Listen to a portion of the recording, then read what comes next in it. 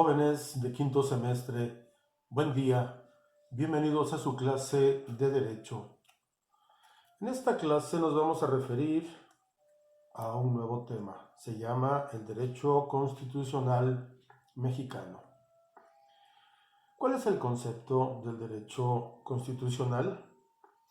Es el conjunto de normas relativas a la estructura fundamental del Estado, a las funciones de sus órganos y a las relaciones de éste entre sí y los particulares. Es decir, la Constitución, como habíamos señalado con anterioridad, también se le conoce con el nombre de la Carta Magna. La Constitución tiene su propio nombre, nos constituye como país, nos constituye como ciudadanos, nos constituye estableciendo las normas jurídicas en las cuales se piensa desarrollar a México. Obviamente este desarrollo de una manera pacífica entre los ciudadanos. El contenido de la Constitución lo vamos a dividir en dos partes. Una se va a llamar dogmática y la otra se llama la orgánica. La parte dogmática se encuentran expresados los derechos fundamentales del gobernado como límite del poder del Estado.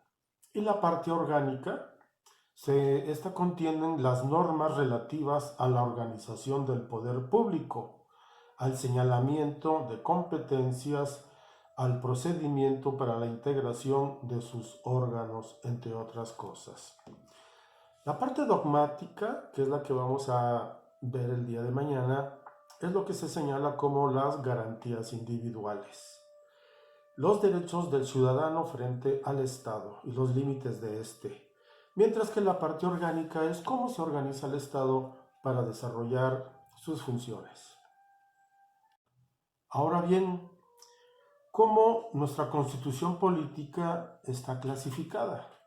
Se clasifica como codificada, rígida y otorgada. Es codificada porque todas sus disposiciones se encuentran reunidas en un solo documento, es decir, solamente en la Constitución.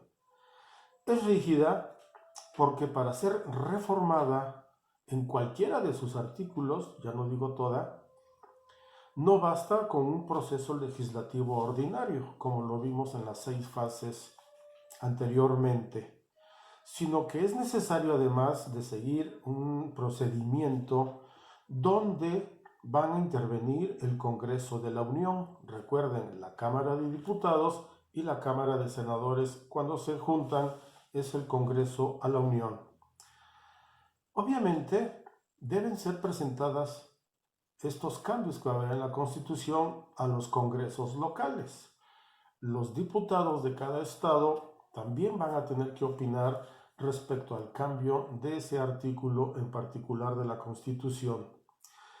Y solo en el caso que ya sean aprobados por el Congreso de la Unión y por la mayoría, 3/4 partes de las cámaras locales, entonces pasará a formar ese nuevo artículo modificado a la Constitución Federal.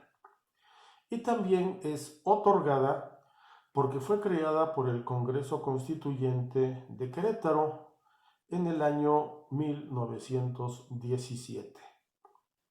Ahora bien, gracias a esto nosotros vemos que nuestra Constitución desde el año 1917 obviamente ha sufrido varios cambios. Vuelvo a insistir, el derecho tiene que ir adaptándose, tiene que ir modificando conforme el desarrollo y el progreso de la sociedad mexicana. Ahora bien, ¿por qué nuestra Constitución mexicana es soberana? El concepto de soberanía. Esta es la facultad absoluta de autodeterminarse y autolimitarse. La soberanía es un poder que no reconoce ningún otro sobre él. Es una fuerza que está sobre todo lo demás. La Constitución, como vimos en la jerarquía de las leyes mexicanas, es la que está hasta arriba. Y ni un tratado internacional puede ir en contra de esa Constitución, tampoco puede haber ninguna ley estatal o federal en contra de la propia Constitución. Del texto del artículo 39 de la Constitución Federal, la que estamos estudiando, señala: la soberanía nacional reside esencial y originalmente en el pueblo. Todo poder dimana del pueblo y se instituye para beneficio de éste.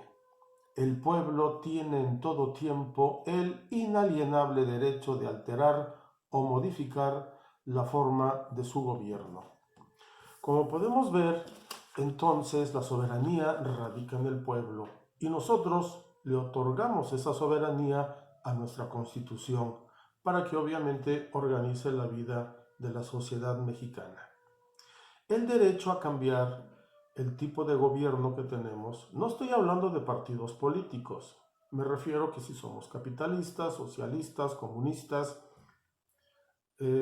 nosotros como pueblo, como los que somos originalmente poseedores de la soberanía nacional, podemos votar para que nuestro gobierno adquiera la mayoría, como ya lo vimos, y se gobierne de esta manera. Gracias por su atención. No olviden enviar sus evidencias. La próxima clase veremos las garantías individuales. Cuídense.